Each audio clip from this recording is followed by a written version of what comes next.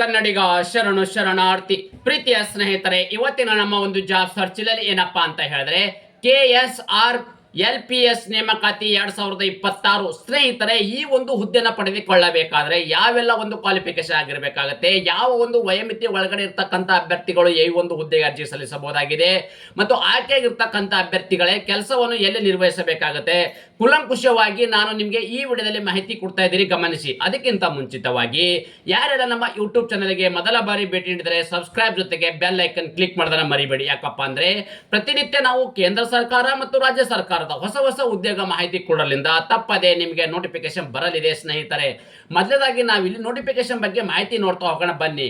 ಇಲ್ಲಿ ಏನಪ್ಪಾ ಅಂದ್ರೆ ಕರ್ನಾಟಕ ಸ್ಟೇಟ್ ರೂರಲ್ ಲಿವ್ಲಿಹುಡ್ ಮತ್ತು ಪ್ರಮೋಷನ್ ಇರ್ತಕ್ಕಂಥದ್ದು ಏನಿದೆ, ಸೊಸೈಟಿ KSRLPS ನೇಮಕಾತಿ 2026 ಅಧಿಸೂಚನೆಯಂತೆ ಒಟ್ಟು ಹುದ್ದೆಗಳ ಸಂಖ್ಯೆ ಎಷ್ಟಪ್ಪ ಅಂದ್ರೆ 11 ಹುದ್ದೆಗಳ ಅರ್ಜಿಗಳನ್ನು ಆಹ್ವಾನಿಸಲಾಗಿದೆ.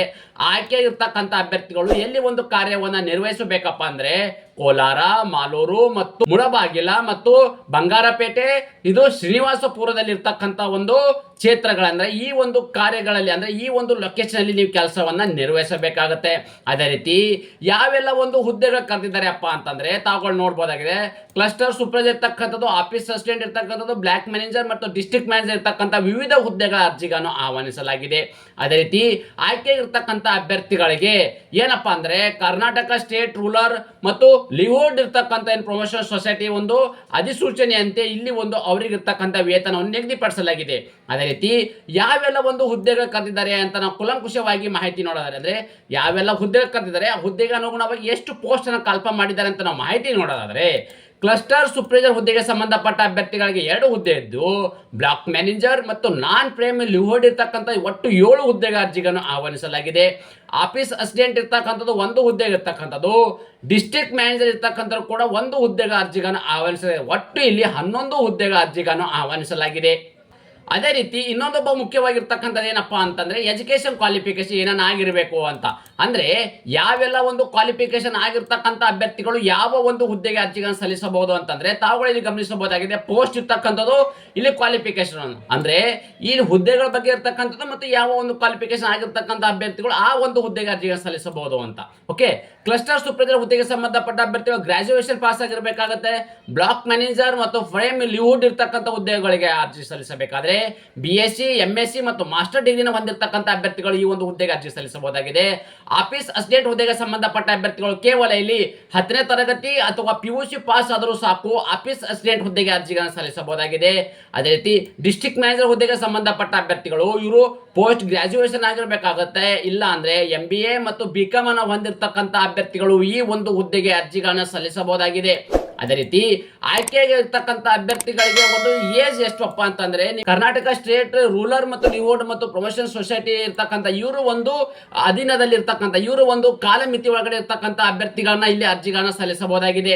ಅದೇ ರೀತಿ ಇನ್ನೊಂದೇನಪ್ಪ ಅಂದ್ರೆ ಅಪ್ಲಿಕೇಶನ್ ಫೀ ಎಷ್ಟಪ್ಪ ಅಂತಂದ್ರೆ ಯಾವುದೇ ರೀತಿಯ ಅರ್ಜಿ ಶುಲ್ಕ ಇರುವುದಿಲ್ಲ. ಅಂದ್ರೆ ಯಾವುದೇ ಒಂದು ಕೆಟಗರಿ ಸಂಬಂಧಪಟ್ಟ ಅಭ್ಯರ್ಥಿಗಳಿಗೆ ಅರ್ಜಿ ಶುಲ್ಕದಿಂದ ವಿನಾಯಿತಿ ನೀಡಲಾಗಿದೆ. ಸ್ನೇಹಿತರೆ, ಬಹಳ ಜನ ಇಲ್ಲಿ ಕಂಪ್ಯೂಸ್ ಮಾಡ್ಕೋಬೇಡಿ ಏಜ್ ಲಿಮಿಟ್ ಬಗ್ಗೆ. ಓಕೆ, ಸೊ ಏಜ್ ಲಿಮಿಟ್ ಏನಪ್ಪಾ ಅಂದ್ರೆ ಮೇನ್ ಇರ್ತಕ್ಕಂಥ ಒಂದು ನೋಟಿಫಿಕೇಶನ್ ಅಲ್ಲಿ ಯಾವುದೇ ರೀತಿಯಲ್ಲಿ ವಯೋಮಿತಿ ಬಗ್ಗೆ ಇನ್ಫಾರ್ಮೇಶನ್ ನೀಡಿಲ್ಲ. ಓಕೆ, ಸೊ ಅದರ ಬಗ್ಗೆ ಇನ್ನೊಂದು ಮಾಹಿತಿ ನೋಡೋದಾದ್ರೆ ನಾವು ಸೆಲೆಕ್ಷನ್ ಪ್ರೊಸೆಸ್ ಹೇಗೆ ಮಾಡ್ತಾರಪ್ಪ ಅಂತಂದ್ರೆ ಮೊದಲಾಗಿ ಒಂದು ರಿಟರ್ನ್ ಎಕ್ಸಾಮ್ ಅನ್ನು ನೀಡಲಾಗುವುದು ಮತ್ತು ಇದಾದ ನಂತರ ನಿಮಗೆ ಇಲ್ಲಿ ಇಂಟರ್ವ್ಯೂ ಮಾಡ್ತಾರೆ. ಅಂದ್ರೆ ಮೊದಲಾಗಿ ಒಂದು ರಿಟರ್ನ್ ಎಕ್ಸಾಮ್ ಅನ್ನು ನೀಡಲಾಗುವುದು. ಆ ರಿಟರ್ನ್ ಎಕ್ಸಾಮ್ ಅಲ್ಲಿ ಕ್ವಾಲಿಫೈ ಆಗಿರ್ತಕ್ಕಂಥ ಅಭ್ಯರ್ಥಿಗಳನ್ನ ಇಂಟರ್ವ್ಯೂ ಮಾಡ್ತಾರೆ. ಅದರಲ್ಲಿ ಕ್ವಾಲಿಫೈ ಆಗಿರ್ತಕ್ಕಂಥ ಅಭ್ಯರ್ಥಿಗಳನ್ನ ಮೆರಿಟ್ ಆಧಾರದ ಮೇಲೆ ಅಭ್ಯರ್ಥಿಗಳನ್ನ ನೇಮಕಾತಿ ಮಾಡಲಾಗುವುದು. ಸ್ನೇಹಿತರೆ, ಅದೇ ರೀತಿ ಅರ್ಜಿಗಳನ್ನ ಹೇಗೆ ಸಲ್ಲಿಸಬೇಕಪ್ಪ ಅಂತಂದ್ರೆ ಇವೆಲ್ಲವೂ ಹುದ್ದೆಗಳು ಕೂಡ ಆನ್ಲೈನ್ ಮೂಲಕವೇ ಅರ್ಜಿಗಳನ್ನ ಸಲ್ಲಿಸಬೇಕಾಗುತ್ತೆ. ಆನ್ಲೈನ್ ಮುಖಾಂತರ ಹೇಗೆ ಅರ್ಜಿ ಸಲ್ಲಿಸಬೇಕೆಂಬುದನ್ನು ನಾನು ಇಲ್ಲಿ ಕುಲಂಕುಷವಾಗಿ ಮುಂದೆ ಮಾಹಿತಿ ನೀಡ್ತೇನೆ. ಅದಕ್ಕಿಂತ ಮುಂಚಿತವಾಗಿ ಏನಪ್ಪಾ ಅಂದ್ರೆ ಇಲ್ಲಿ ಇನ್ನೊಂದು ಇಂಪಾರ್ಟೆಂಟ್ ಡೇಟ್ಸ್ ಬಗ್ಗೆ ನಾವು ಮಾಹಿತಿ ನೋಡ್ತಾ ಬನ್ನಿ.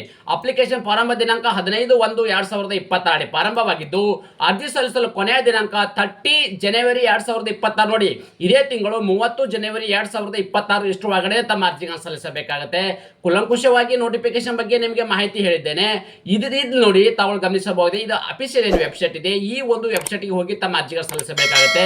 ಈ ಒಂದು ವೆಬ್ಸೈಟ್ ನನ್ನ ಯೂಟ್ಯೂಬ್ ಡಿಸ್ಕ್ರಿಪ್ಷನ್ ಬಾಕ್ಸ್ ಅಲ್ಲಿ ನಿಮಗೆ ಲಿಂಕ್ ಅನ್ನು ಕೊಟ್ಟಿರುತ್ತೇನೆ. ಡೈರೆಕ್ಟ್ ಆಗಿ ತಮ್ಮ ಅರ್ಜಿಗಳನ್ನು ಸಲ್ಲಿಸಬಹುದಾಗಿದೆ. ಅಲ್ಲಿ ಏನಪ್ಪಾ ಅಂದ್ರೆ ನಾನು ಕೊಟ್ಟಿರ್ತಕ್ಕಂಥ ಒಂದು ಲಿಂಕ್ ಮೇಲೆ ನೀವು ಈ ತರ ಕ್ಲಿಕ್ ಮಾಡಿದಾಗ ಈ ತರ ಒಂದು ಅಪ್ಲಿಕೇಶನ್ ಫಾರ್ಮೆಟ್ ಅನ್ನು ಓಪನ್ ಆಗುತ್ತೆ. ಡೈರೆಕ್ಟ್ ಆಗಿ ತಮ್ಮ ಅರ್ಜಿಗಳನ್ನು ನೇರವಾಗಿ ಸಲ್ಲಿಸಬಹುದಾಗಿದೆ. ನಾನು ಕೊಟ್ಟಿರ್ತಕ್ಕಂಥ ಉದ್ಯೋಗ ಮಾಹಿತಿ ನೀವು ಇಷ್ಟಪಡುತ್ತೀರಿ ಎಂದು ಭಾವಿಸುತ್ತೇನೆ. ಈ ಉದ್ಯೋಗ ಮಾಹಿತಿ ನಿಮಗೆ ಇಷ್ಟವಾದರೆ ನಿಮ್ಮ ಫ್ಯಾಮಿಲಿಗೂ ಫ್ರೆಂಡ್ಸ್ಗೂ ಶೇರ್ ಮಾಡೋದನ್ನ ಮರೆಯದಿರಿ. ಧನ್ಯವಾದ.